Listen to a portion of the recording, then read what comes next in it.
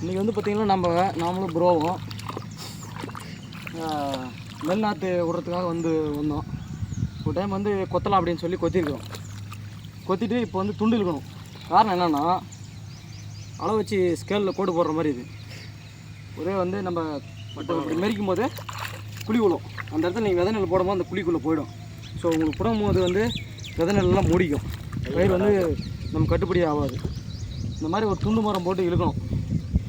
இது வந்து அப்போ வந்து இந்த ஏர் ஓட்டும் போது நோத்தடி அப்படின்னு சொல்லி இதை பயன்படுத்தியிருந்தாங்க. இப்போ வந்து நாங்கள் எடுத்துகிட்டு வந்திருக்கிறோம். இதுக்கான இப்போ கொஞ்சம் ஓரளவுக்கு மேடு பழம்லாம் ரெடி பண்ணிவிட்டு அதுக்கப்புறம் சும்மா ஆப்போசிட்டு ஒரு ரவுண்டு இழுக்கணும். ஓகேங்களா? நம்ம வந்து எப்படி போடுறோம், எப்படி எந்த லைனில் வரணும் அப்படின்னு சொல்லிட்டு அந்த காலத்தில் சொல்லியிருக்காங்க இல்லையா வாத்தியார். அந்த மாதிரி தான் ஃபஸ்ட்டு கொத்தணும். அதுக்கப்புறமா இந்த மாதிரி நெல் ஊற வைக்கணும்.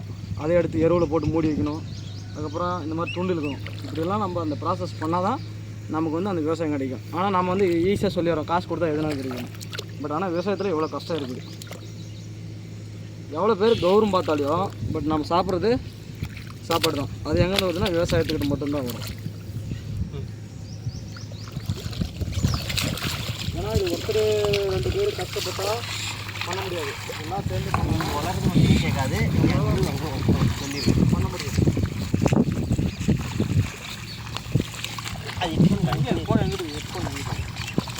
ஸோ வந்து இப்படி வந்து ஒரு 2 டைம் பண்ணாங்கன்னா தான் தண்ணி வந்து நார்மலாக எல்லா இடத்துக்கும் வந்து கவர் ஆகும். ஓகேங்களா?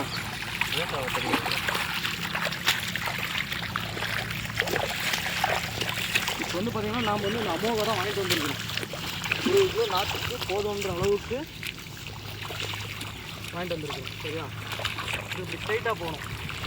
இப்படி புதுசாக ஓடியாச்சு இப்படி போகிறோம். இதெல்லாம் வந்து கண்டில் போனதுனால சாப்பாடு வாங்கி வச்சு சாப்பிட்டு இல்லை வாக்கிங்க ஹாஸ்பிட்டலில் அது இது போகிறாங்க. ஸோ விவசாயம் பண்ணுறதே வந்து பார்த்திங்கன்னா ஒரு உடற்பயிற்சி மாதிரி தான் டெய்லியும். பாருங்கள், ஒரு ஆள் இழுக்கும், ஒரு ஆள் ஃபில்லப்ஸ் எடுக்கிற மாதிரி பின்னாடி அப்படியே குனிஞ்சுன்னு அதை அழுத்தி பிடிச்சிட்டு வருது. இதெல்லாம் வந்து பார்த்திங்கன்னா ஒரு உடற்பயிற்சி மாதிரி தான். அந்த காலத்தில் வந்து இந்த மாதிரி வேலை செஞ்சுட்டு தான் நம்ம தாத்தா பாட்டி முன்னோர்கள்லாம் வந்து பார்த்திங்கன்னா நிறைய நாள் வந்து வாழ்ந்துட்டு இருந்தாங்க. இப்போலாம் வந்து அடி போன டிராக்டருக்கு டில்லரு அதுன்னு சொல்லி எடுத்து வந்து ஓடுறாங்க. இப்போ ஒவ்வொரு விவசாயியும் இந்த மாதிரி ஒரு 500 ரூபா 400 ரூபா மிச்சம் பண்ணால் தான் அதனுடைய மருந்து ஒரு ஆட்கூலி எல்லாம் இது பண்ண முடியும். இது வந்து நல்லா இழுத்து விட்டு தண்ணி வந்து நல்லா இதெல்லாம் மழை சொல்லியிருக்காங்க.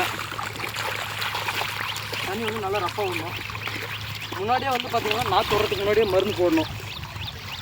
அந்த காலத்தில் வந்து நல்லா தலை வெட்டி போட்டாங்க.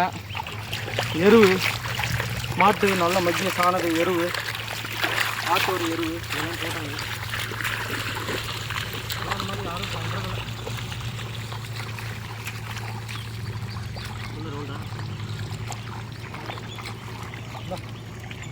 சும்மா அப்படியே இல்லை, நான் ஒரு ரவுண்டு இருக்கு இருக்கும்.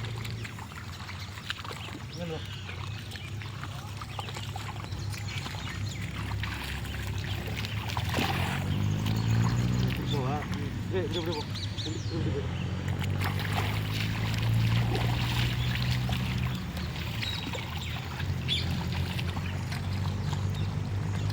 இது நல்லா வந்து குளமெல்லாம் வந்து அப்போ தான் அந்த கால் கொழுப்புலாம் அடங்கும்.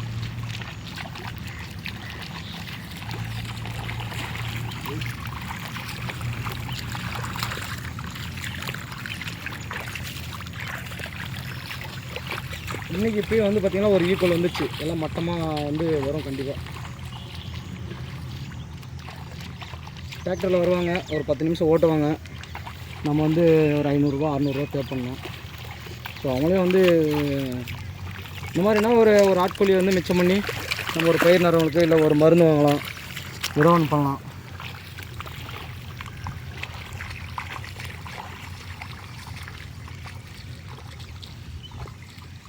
இது வந்து எல்லாருமே வந்து கௌரவமாக இருக்கணும்னு நினைக்கிறாங்க.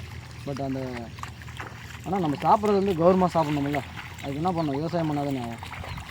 இதெல்லாம் வந்து பார்த்திங்கன்னா நிறைய வந்து தோரஞ்செல்லாம் வந்து பார்த்திங்கன்னா நட்டுருக்காங்க. எல்லாம் நிறையா வந்து மழை வந்து போயிடுச்சு.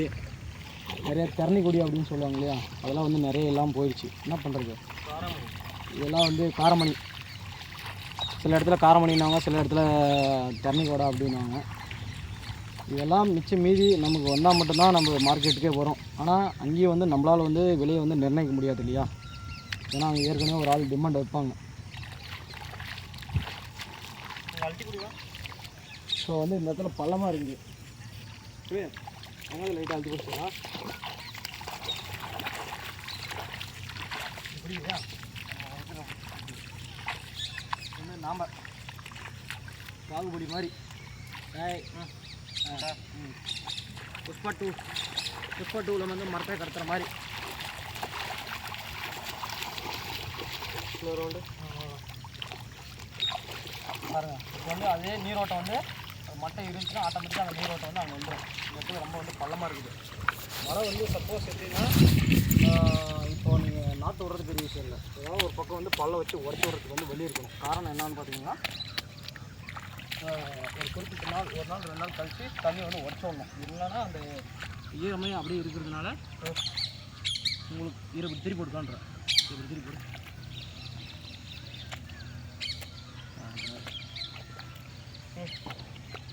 நட நட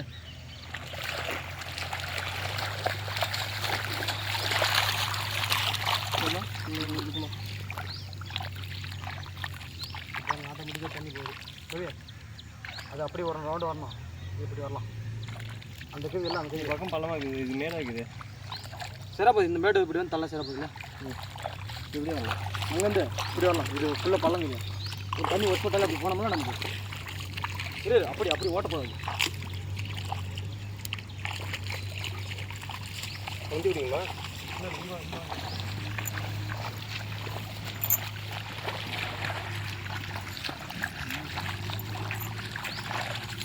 வந்து பைப் வந்து தண்ணி குடிக்கிறதுக்காக ரொம்ப பள்ளமாக இருக்குது. ஓட்டி போடு, லாஸ்ட்டு போடு. பழமா இப்போ வந்து இழுத்துட்டு போகணும். அதுக்கு வந்து பின்னாடி வந்து ஒரு ஆள் வந்து லைட்டை வந்து அழிச்சு போகணும். அப்புறம் வந்து அந்த மண்ணு குழம்பு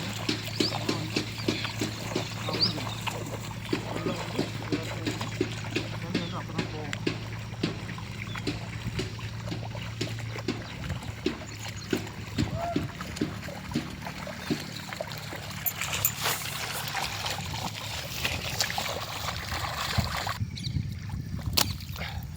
இப்படி 10 நிமிஷம் இப்படி இதெல்லாம் இது வந்து எல்லா இந்த விவசாயம் மட்டும் இல்லை, எல்லா விவசாயம் வந்து நம்ம வந்து ரோடுக்கா இல்லை வேலுக்கு ரோடாக கேட்குறது இல்லை. இதெல்லாம் இப்போ ஒரு பக்கம் இந்த பக்கம் காசை வச்சுருக்கிறேன். இது பண்ண முடியும். ஓரளவுக்கு தண்ணி போதா இல்லையா?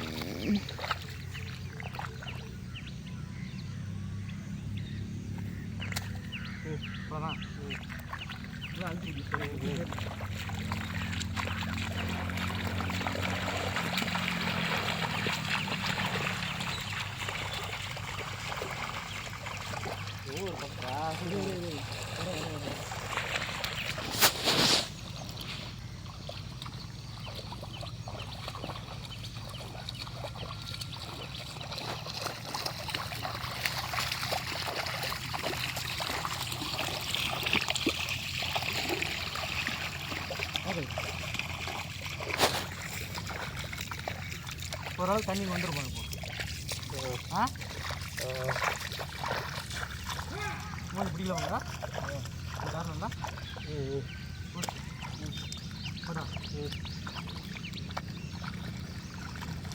வரும்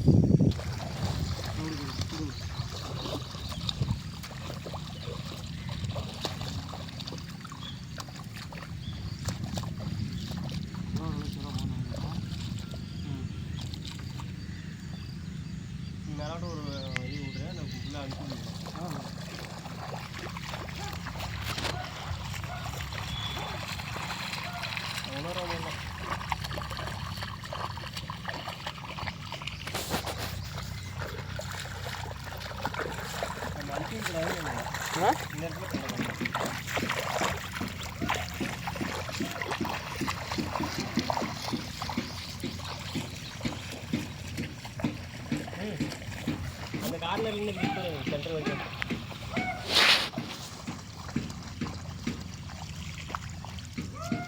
மம்மனே பண்ணுங்க.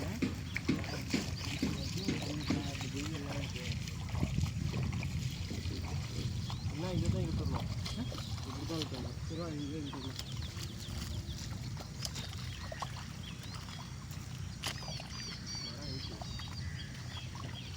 நல்லா அழுத்தி பிடிச்சிக்கணும் முட்டி இல்லையா? மண்ணு வரமாட்டேன் அப்படி பிடி போடுறது போடுறேன் போடுறேன்